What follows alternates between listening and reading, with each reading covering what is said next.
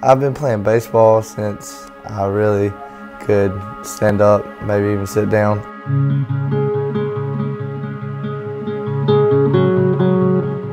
It's always been a lot to me because I think me and my dad's bond has really been through baseball most of the time.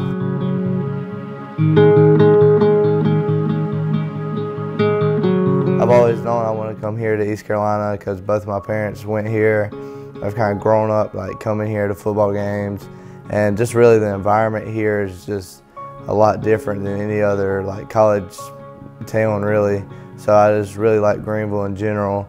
And then the coaching staff is absolutely phenomenal here. So I got an offer in 9th grade, November of my 9th grade year, and I took it on the spot. I was like, I want to be a Pirate.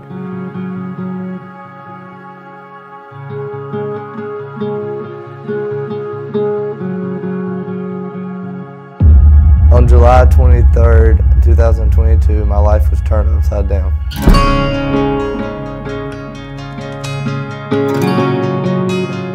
Me and my friends were out tubing at Bath, North Carolina, because one of my teammates had a house down there in Bath, so we decided to go up there for the weekend. The second ride, my friend fell off first, and then the driver like snatched the boat the other way, kind of, and then the wave hit a tube, went way up into the air, so I let go, and then I hit the water pretty hard, so I was like, I need to swim back to the boat.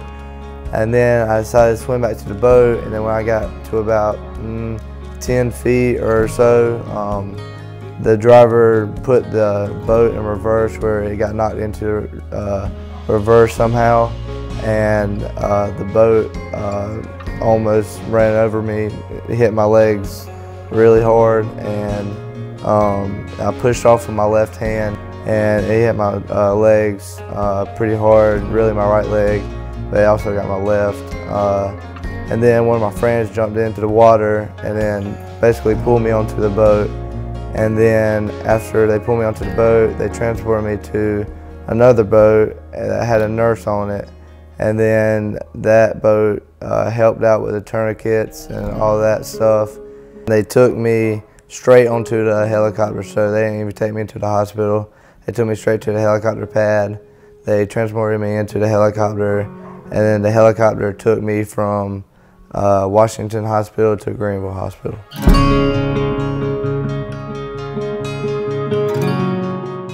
When I first heard about the accident, I was like in panic. And when I first heard about it, I didn't even think it was real. I just thought everybody was being dramatic.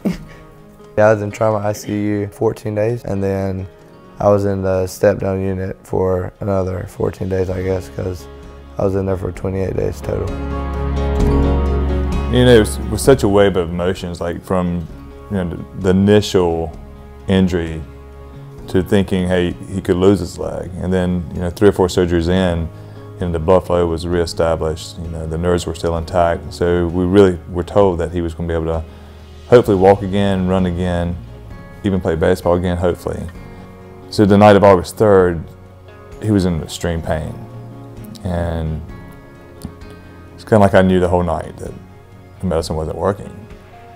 But I wasn't really wanting to accept that. I was really praying for a miracle.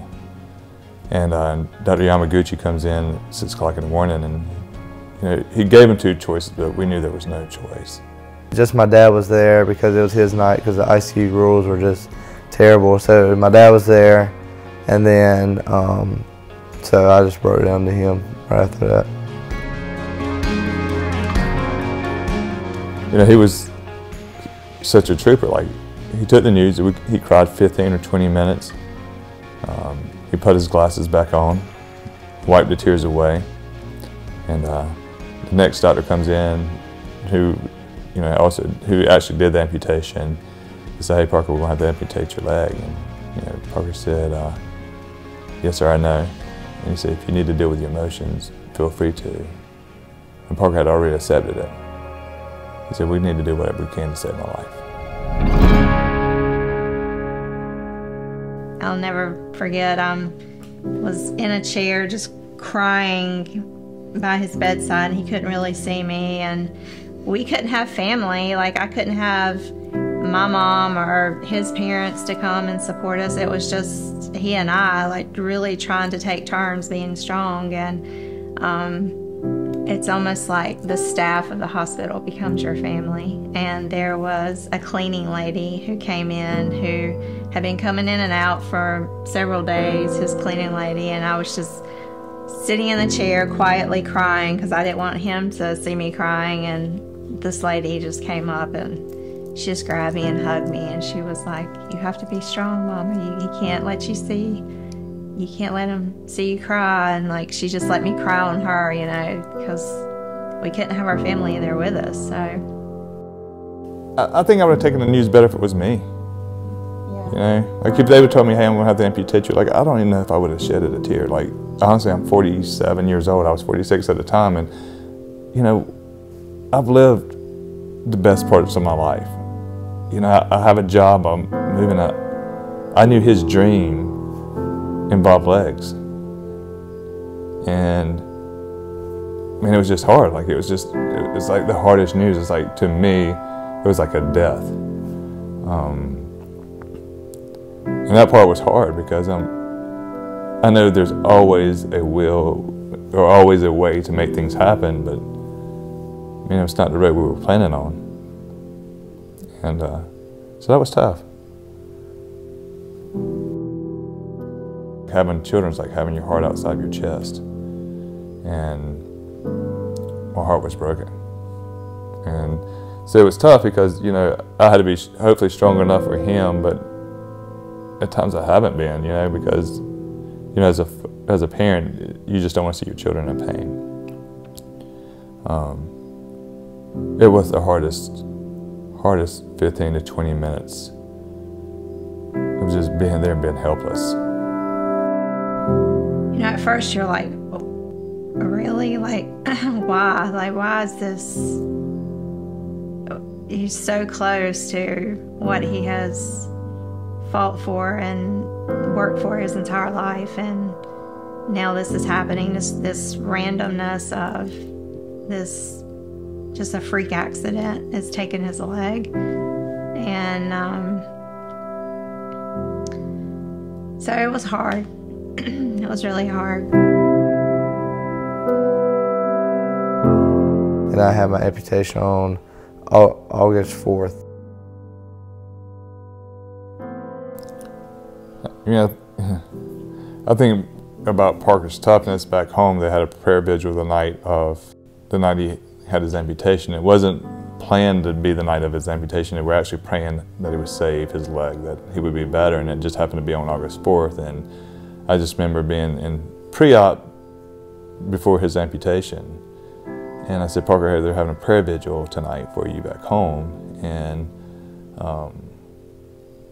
do you want to send them a message? He tried to do it the first time, he couldn't get through it, and he did it the second time, and I just don't think he liked the way it sounded, but you know, it's the third time, you know, just the power of his voice.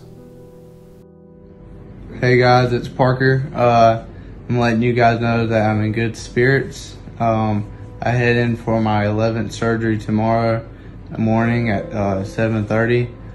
So please continue your prayers for that and hope that goes well.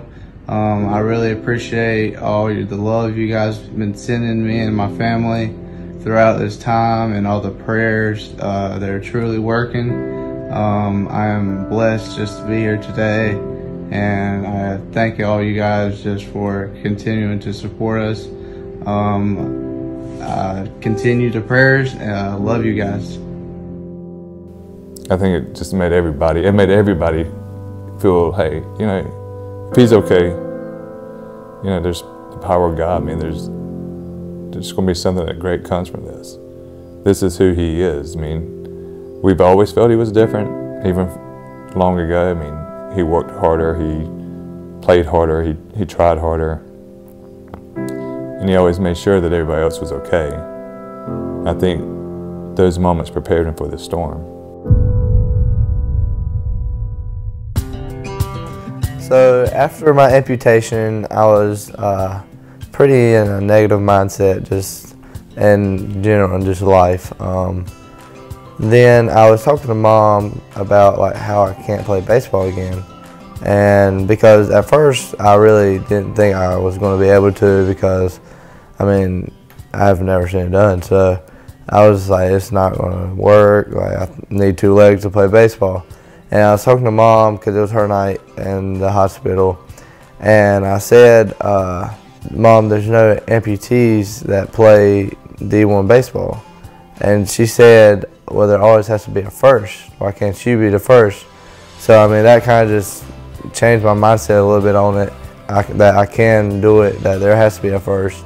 And instead of just crying that there's never been in, just accepting the fact that I'm not going to play baseball again. So that's kind of changed my mindset since then. And now I'm 100% convinced that I am going to play baseball. And I just try to surround myself with people that believe the same thing. I think through this all, I think like putting God first and realizing His plan is much greater than our plan. And our plan, you know, for me was for Parker to play D1 baseball, be a star here at ECU, and that was my plan for him. You know, that's what we worked hard for. And I think as a parent, when things don't go the way you have designed for your kids or planned for your kids, it sometimes can be an emotional letdown. I think through this all, I mean, I've learned that, you know, God's the most important thing. That, you know, you have to listen to His voice. You have to listen to His will. You need to make sure you put your family, you know, second in your life. That in a moment, those things can be gone.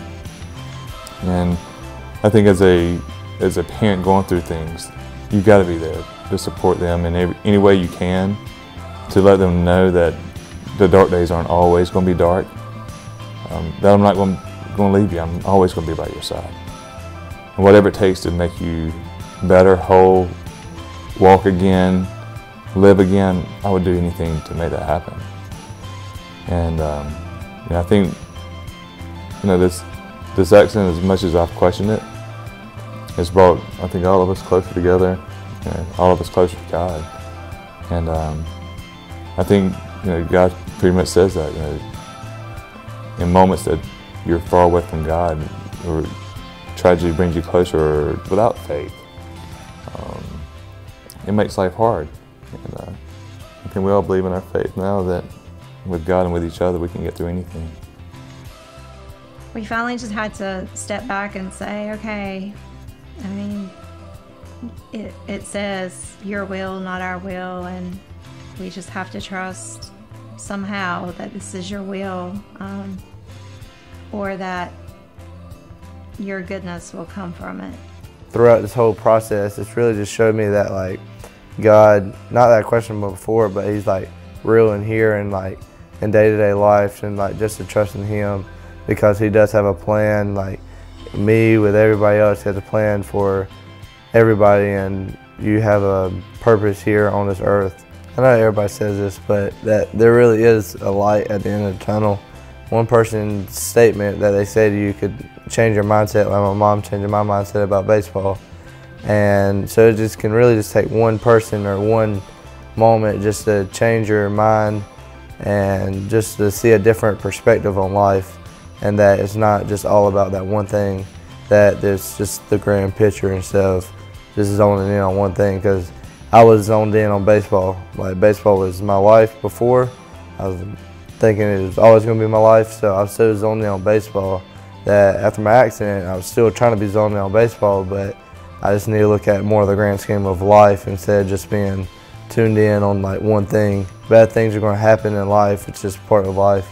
That just to keep pushing, take it day by day or minute by minute really, and just keep smiling and just try to make the best of everything. When I first saw Parker go through everything, I was just like, wow, because if that happened to me, there's just no shot I would handle it the way he did. He's definitely a trooper, like super strong. I was just proud of him. What I see in Parker is like he can keep going. Like, I don't know if I'd be able to keep going. I probably wouldn't, but he just keeps going and going. So. And the first text I get every day is in a group chat with me and Dad and Coach Godwin, and it's like Coach Godwin's Bible or what he read today in the Bible, and he sends it into the group chat and just is like, "Good morning, studs, love you guys." And I mean, just him showing that he's there with me every step of the way has just meant a lot to me, because I mean, it's not everywhere in the country where you can have your coach who can be just another father figure for you. So I think it's very special. I'm Cliff Godwin, the head baseball coach at East Carolina University. I wanted to talk just a little bit about Parker Byrd.